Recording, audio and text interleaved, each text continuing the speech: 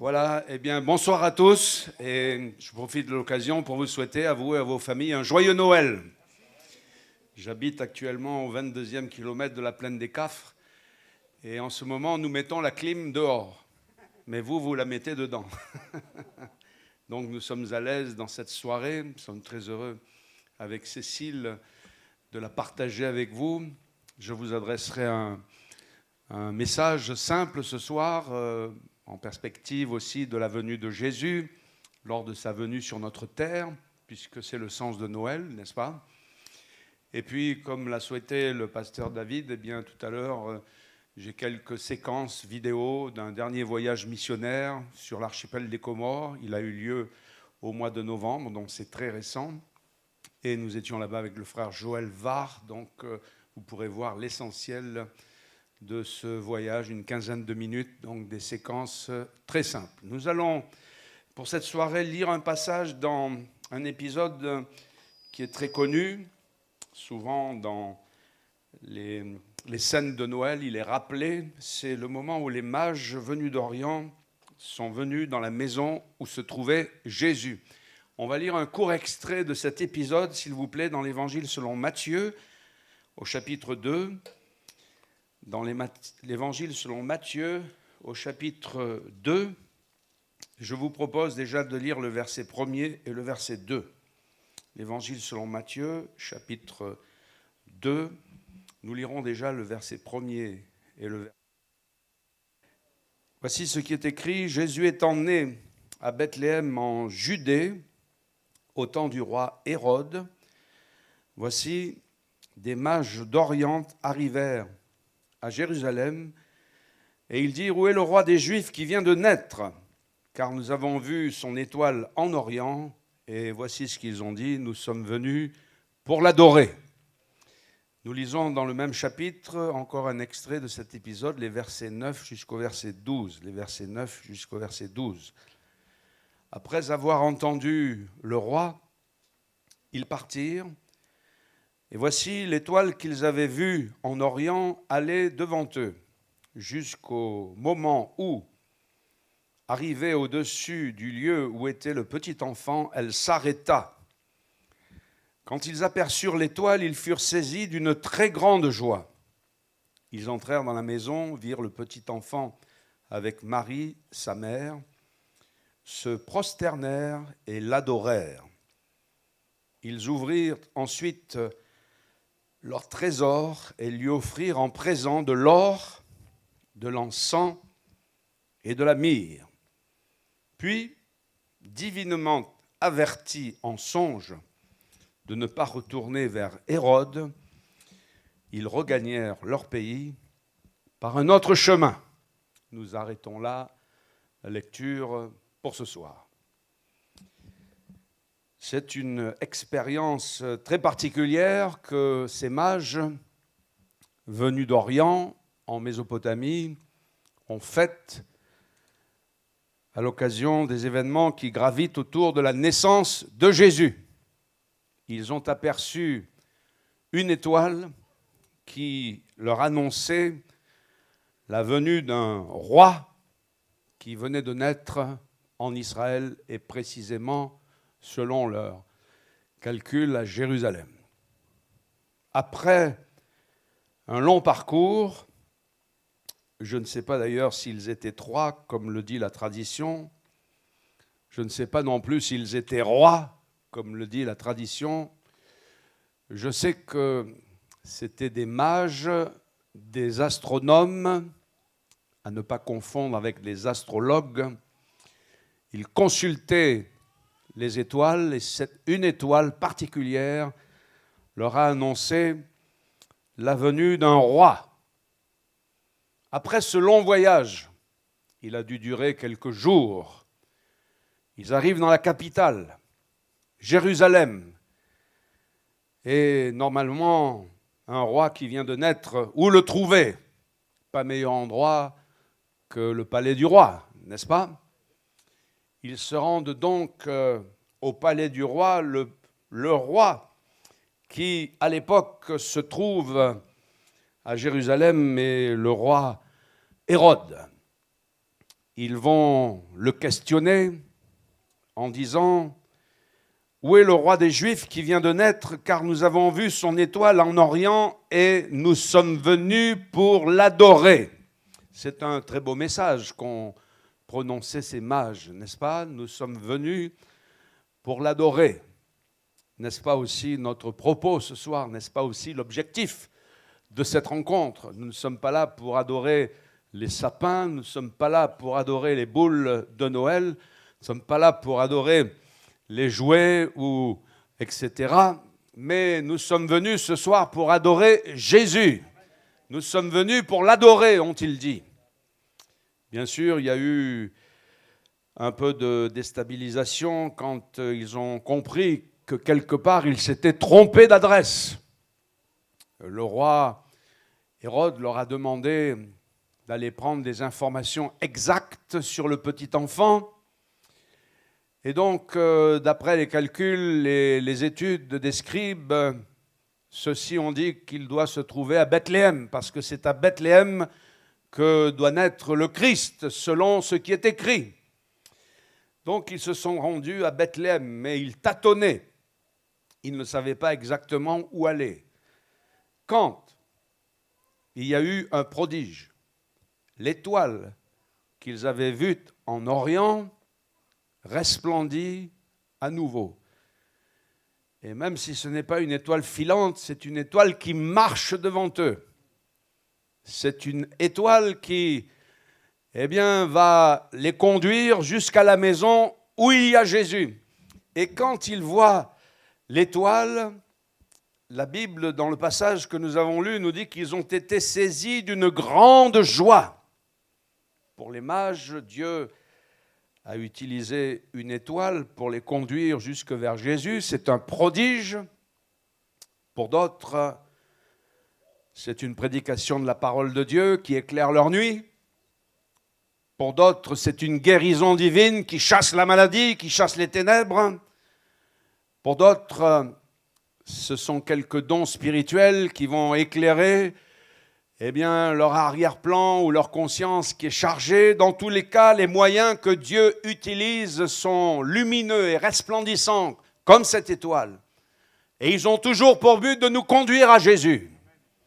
Cette étoile qu'ils avaient vue en Orient leur a procuré une grande joie. Les moyens que Dieu utilise pour nous conduire vers le Sauveur sont toujours l'objet d'une grande joie. Et cette étoile les a conduits jusque dans la maison où il y avait Jésus. Ils sont entrés dans cette maison, ils l'ont adoré, parce qu'ils avaient dit « nous sommes venus pour l'adorer ». Ils l'ont adoré et ils ont offert, en ouvrant leurs trésors, ils les ont offerts à l'enfant qui était là. Avec leur adoration, ils ouvrirent les trésors qu'ils ont offerts à Jésus. Et j'aimerais m'arrêter quelques instants sur ces trésors. L'or, l'encens et la myrrhe. L'or, généralement, dans la Bible, c'est ce que l'on offre au roi. Par exemple, la reine de Séba, qui est venue voir Salomon, lui a offert 3,5 tonnes d'or. Impressionnant, n'est-ce pas? Hiram, roi de Tyr, apportait souvent de l'or d'Ophir à Salomon. Et les rois qui se succédant, venant rencontrer Salomon pour sa sagesse et considéraient la splendeur de son royaume, souvent lui apportaient de l'or. C'est l'une des raisons pour laquelle Salomon est devenu aussi un roi très célèbre et surtout très riche, qui a rendu l'or aussi célèbre que les pierres du chemin à Jérusalem. L'or est ce que l'on offre au roi. Où est le roi des Juifs qui vient de naître? Nous sommes venus pour l'adorer, disaient les mages. Et dans l'enfant qui vient de naître, ils offrent l'or parce qu'ils voient en lui le roi. Le roi. Mais c'est un roi particulier que Jésus, n'est-ce pas? Un roi né dans une crèche. Il n'y avait pas de place pour lui dans l'hôtellerie. À ma connaissance, moi je ne connais aucun roi qui soit né dans une crèche. Mais Jésus est le roi qui est né dans une crèche parce qu'il n'y avait pas de place pour lui dans l'hôtellerie. Quelle place aujourd'hui a Jésus dans l'hôtellerie de la société de consommation? Quelle place a Jésus dans la crèche, dans l'hôtellerie de la gastronomie? Quelle place a Jésus aujourd'hui dans l'hôtellerie des plaisirs? Quelle place aujourd'hui a Jésus dans l'hôtellerie de la religion? Quelle place aujourd'hui a Jésus dans l'hôtellerie des cadeaux, dans l'hôtellerie des médias? Il y a très peu, si ce n'est qu'il n'y a pas de place pour Jésus. Quelle place a aujourd'hui Jésus dans l'hôtellerie de notre société? Il n'y avait pas de place pour Jésus dans l'hôtellerie et Jésus est né. C'est le roi qui est né dans une crèche. Quelques années plus tard, alors que l'enfant avait grandi, qu'il était un adulte et qu'il entrait dans la ville de Jérusalem, la Bible, par l'Évangile, nous dit que Jésus, c'est le roi qui est entré à Jérusalem monté sur un petit âne. C'était écrit. Voici ton roi, vient à toi plein de douceur et monté sur un ânon, le petit d'une ânesse. C'était écrit. Est-il utile de rappeler que ce que Dieu dit, il l'accomplit toujours? C'est la parole de Dieu, c'est la vérité. Mais ce roi n'était pas sur un cheval. Il n'était pas sur un pur sang de l'époque. Il n'était pas sur un char ou sur un grand carrosse. Mais il était sur un petit âne. Petit âne doux et humble de cœur, parce que Jésus est doux et humble de cœur. Et c'est le roi qui a pu dire, venez à moi, vous tous qui êtes fatigués et chargés, je suis doux et humble de cœur, et vous trouverez du repos pour vos âmes. Jésus est aussi le roi rejeté. Et lorsqu'il s'est trouvé quelque temps avant sa crucifixion devant Pilate, Pilate était un petit peu exaspéré de ce que Jésus ne lui adresse pas la parole, il ne disait pas un mot. À un moment donné, il a dit à Jésus, mais j'ai le pouvoir de te crucifier. Et Jésus lui a dit, tu n'aurais sur moi aucun pouvoir. Si celui-ci ne t'avait été donné d'en haut. Et Pilate lui a posé la question, es-tu donc roi?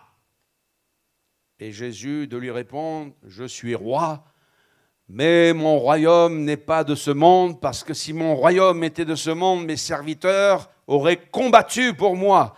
Mais je suis né et je suis venu dans le monde, a dit Jésus, pour rendre témoignage à la vérité. Et quiconque est de la vérité, il écoute ma voix, il écoute ma parole. Pilate a été un peu déstabilisé, mais par lâcheté, nous savons qu'il s'est lavé du sang innocent en livrant Jésus pour être crucifié. On s'est moqué de Jésus. On l'a revêtu d'un manteau écarlate de pourpre. C'est l'habit, généralement, la pourpre était portée par les seigneurs, par les rois. On lui a mis une couronne sur la tête. Mais quelle couronne?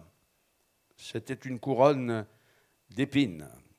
Après s'être moqué de lui, en lui crachant au visage, en tournant autour de lui et disant, mais salut, roi des Juifs, si tu es le Christ, dis-nous, qui t'a frappé? Et avec un roseau, il lui tapait sur la couronne et je pense que déjà le visage de Jésus fut maculé de son sang. Et quelques heures après, Jésus a été crucifié. Et l'Évangile nous dit qu'il y avait un panneau, un écriteau sur la croix de Jésus. Cet écriteau était en grec. Cet écriteau était en latin. Cet écriteau était en hébreu, les trois langues principales de l'époque. Avec ces trois langues, on aurait pu aller sur toute la planète à l'époque et communiquer. Les principaux chefs religieux ont tergiversé avec Pilate. Ils ont dit non, n'écris pas cela. Écris, il a dit, je suis le roi des Juifs. Et Pilate leur a dit, avec vos histoires de religion, vous me fatiguez. Ce que j'ai écrit, je l'ai écrit. Jésus est le roi rejeté. Mais, gloire à Dieu, il est le roi ressuscité. Car la Bible nous dit qu'il est impossible que le Saint de Dieu voie la corruption. Et il y a eu des rois avant Jésus-Christ, et il y a eu des rois après Jésus-Christ, et vous le savez, et l'histoire nous le rappelle, mais ces rois furent des hommes comme vous et comme moi. Ils sont décédés, et pour leurs tombeaux, ceux-ci sont visibles encore aujourd'hui. Mais lorsqu'il est écrit dans les psaumes, tu ne permettras point que ton roi voie la corruption, il s'agissait d'une parole qui concernait Jésus et non pas le roi David. Et en effet, ce Christ qui est passé par la mort n'a pas connu le processus de la corruption. Il est resté 3 jours et 3 nuits dans le sein de la terre, mais gloire à Dieu, le dimanche de Pâques, le premier jour de la semaine, Jésus est ressuscité pour ne jamais plus mourir. Jésus est donc le roi rejeté, mais il est aussi le roi ressuscité. Et la Bible nous dit qu'il est aussi le roi glorifié. Il est monté au ciel. C'est le seul qui, monté au ciel, a dit « Tout pouvoir m'a été donné dans le ciel et sur la terre ». Et un psaume prophétique parlant de cette ascension, qui n'est autre que le psaume 24, décrit l'ascension, ces termes. Porte, il est question des portes du ciel. Porte, élevez vos linteaux. Porte, élevez vos linteaux et laissez entrer le roi de gloire. Et ce psaume 24 pose la question, qui est ce roi de gloire? Et je réponds ce soir que Jésus est le roi de gloire. Jésus est le roi de gloire qui est monté s'asseoir à la droite de la majesté divine. Et il a reçu le nom qui est au-dessus de tout nom. Jésus, c'est le roi qui revient. Et l'horloge prophétique aujourd'hui sonne de plus en plus fort. Faut faire le sourd pour ne pas l'entendre. Faut faire l'aveugle pour ne pas la voir. L'horloge prophétique aujourd'hui, de par les réchauffements climatiques, de par les signes précurseurs qui s'accompagnent, elle sonne de plus en plus fort. Elle nous rappelle que Jésus est le roi qui revient. Mais il revient entouré de myriades d'anges. Il revient non plus monté sur un petit âne, mais il revient monté sur un cheval blanc. Et le livre de l'Apocalypse nous dit que son nom est la parole de Dieu. Le livre de l'Apocalypse au chapitre 19 nous dit que ce roi qui est né dans une crèche, qui est venu comme un enfant naître, parce qu'il n'y avait pas de place pour lui dans l'hôtellerie, la Bible proclame et nous dit que Jésus est le roi des rois et que Jésus est le Seigneur des seigneurs. Gloire à son nom. Donc les mages sont venus pour l'adorer. Et en entrant dans la maison, ils ont adoré l'enfant en offrant de l'or. C'est ce que l'on offre au roi. Ils ont offert dans leur trésor de l'encens. Si l'or est ce que l'on offre au roi, l'encens, généralement dans la Bible, c'est ce que l'on offre à Dieu. Dans le psaume 141, verset 2, et ce psaume a été mis en musique et toutes les églises de La Réunion connaissent cette version, que ma prière, ô Dieu, soit devant ta face comme l'encens et l'élévation de mes mains comme l'offrande du soir. Ce bébé devant lequel ils se prosternent, ce bébé qu'ils adorent en offrant de l'encens, ce bébé c'est Dieu, Dieu fait homme. Ce bébé, c'est la parole qui existe de toute éternité.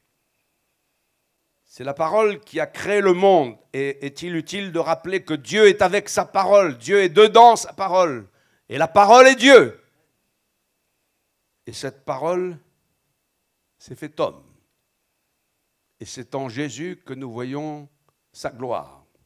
Connaissez-vous l'histoire de ce roi qui voulait satisfaire ses sujets. Alors il n'a pas trouvé mieux que revêtir un habit d'agriculteur très modeste, déchiré par endroits.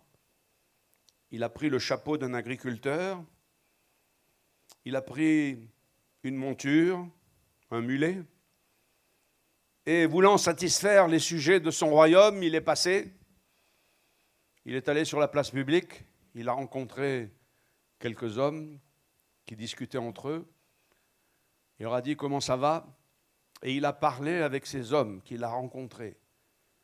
Et quelques minutes après avoir parlé avec eux, il est allé plus loin. Et ces hommes ont dit, mais c'est spécial. Cet agriculteur, il a des habits d'agriculteur, il a un chapeau d'agriculteur, il a une monture d'agriculteur, mais quand il parle comme notre roi. Et le roi est allé un peu plus loin, il a trouvé des lavandières. Au lavoir, elle lavait le linge de la famille. Il a parlé avec les lavandières quelques secondes. Et puis il est parti. Et les lavandières, quand le roi est parti, ils ont dit, mais cet homme est très particulier. Il a un chapeau d'agriculteur, il a des habits d'agriculteur, il a une monture d'agriculteur, il a un panier d'agriculteur, mais quand il parle comme notre roi. Et elles ont été aussi étonnées. Il est allé un peu plus loin, il a trouvé un groupe de jeunes et d'adolescents qui discutaient entre eux, qui s'amusaient entre eux, gars et filles, et il s'est approché de ces gars et de ces filles, il a parlé un moment, il leur a demandé comment ça allait, etc. Et puis les ados ont été surpris. Ils ont dit, c'est spécial, hein? Cet homme, quand il parle, il a la voix de notre roi. Pourtant, il est habillé comme un agriculteur. On dirait presque un homme pauvre, ses habits sont déchirés. Et puis sa monture, eh bien, c'est un simple mulet. Ils ont discuté entre eux en disant, mais cependant, quand il parle, c'est la voix de notre roi. Eh bien, c'est exactement ce que Jésus a fait. Il a quitté ses habits de roi. Il n'a point regardé, semblable à une proie, d'être arraché, d'être égal à Dieu. Mais la Bible dit qu'il a paru comme un simple homme. Et Jésus est la parole qui s'est fait homme. Et celui qui écoute Jésus, il écoute Dieu. Celui qui croit en Jésus, il croit en Dieu. Celui qui fait confiance à Jésus, il fait confiance à Dieu. Celui qui accepte Jésus, il accepte Dieu. Celui qui prie Jésus, eh bien, il prie Dieu. Parce que Jésus, c'est Dieu avec nous, Emmanuel. C'est Dieu manifesté en chair. Et parce qu'il est Dieu, Jésus est le seul nom pour la prière. Parce qu'il est Dieu, Jésus est le seul médiateur entre Dieu et les hommes. Dieu était en Christ, nous dit la Bible, réconciliant les hommes avec lui-même. Ils sont entrés dans la maison. Ces mages qui avaient dit « Nous sommes venus pour l'adorer », et ils se sont prosternés, ils ont adoré. Ils ont offert l'or, ce que l'on offre au roi, car Jésus est le roi. Et ils ont offert l'encens, ce que l'on offre à Dieu, car Jésus est Dieu, Emmanuel, Dieu avec nous.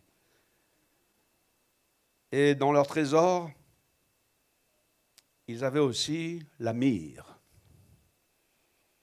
Si l'or est ce que l'on offre au roi, si l'encens est ce que l'on offre à Dieu, la myrrhe, c'est ce que l'on offrait, entre guillemets, aux défunts.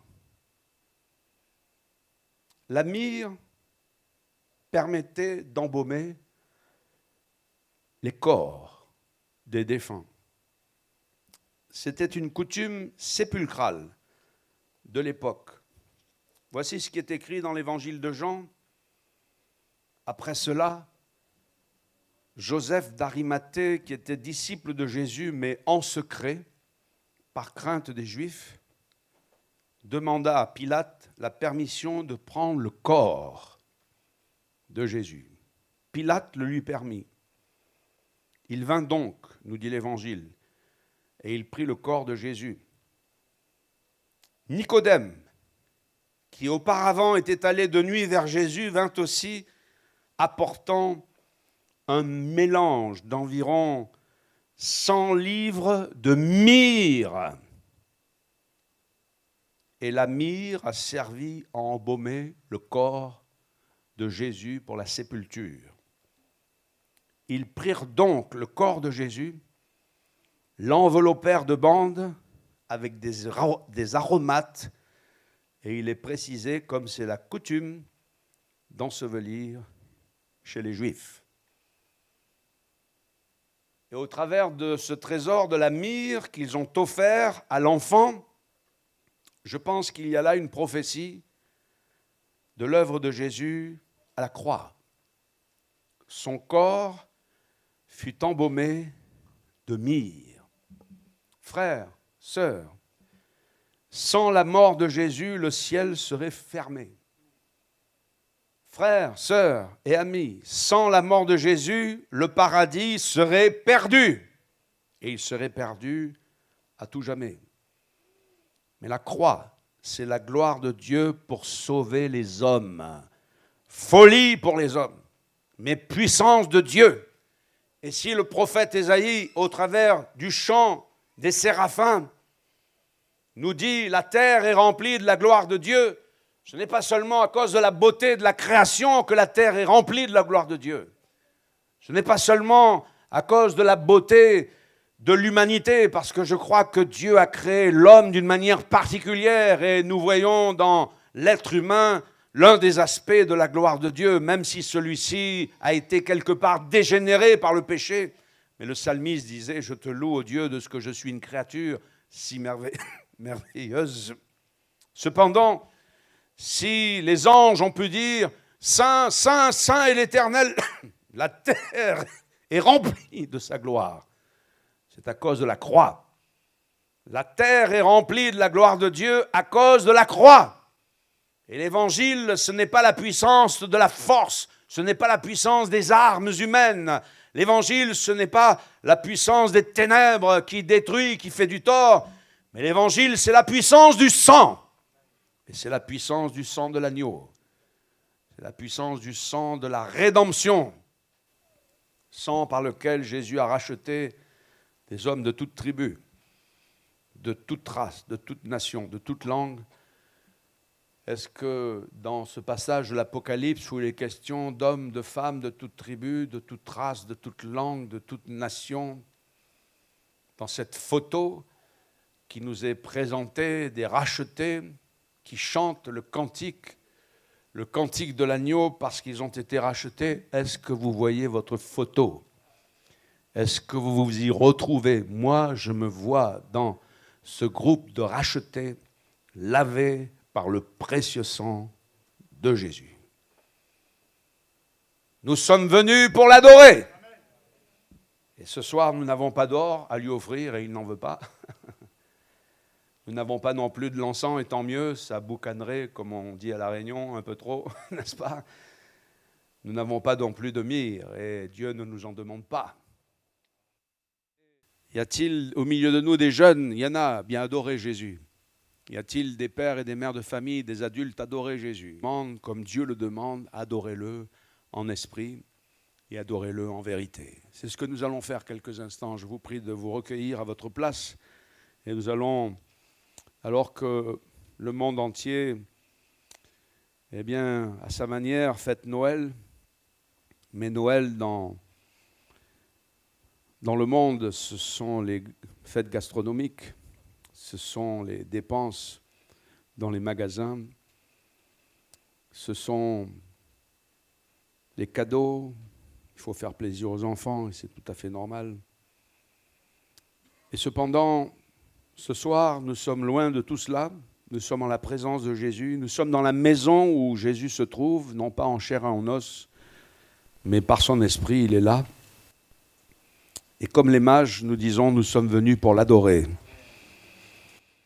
Et comme les mages, nous allons nous prosterner en esprit et en vérité. Ici, la chair ne sert de rien. Et nous pouvons courber notre être.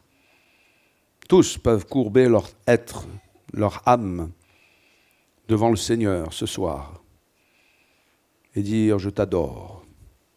Adorez-le. Jésus est le seul qui mérite l'adoration. Il mérite que l'on courbe son être, qu'on se prosterne. Et l'attitude physique ici importe peu, mais c'est l'attitude de l'âme, de l'être intérieur qui, se courbant dans la présence de Jésus, dit « Jésus, je t'adore, en esprit et en vérité. » Nous sommes venus pour l'adorer.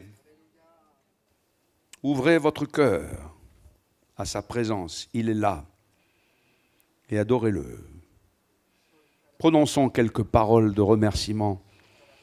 Remercions le roi qui est venu naître dans l'étable, dans la crèche. Pas de place pour lui dans l'hôtellerie.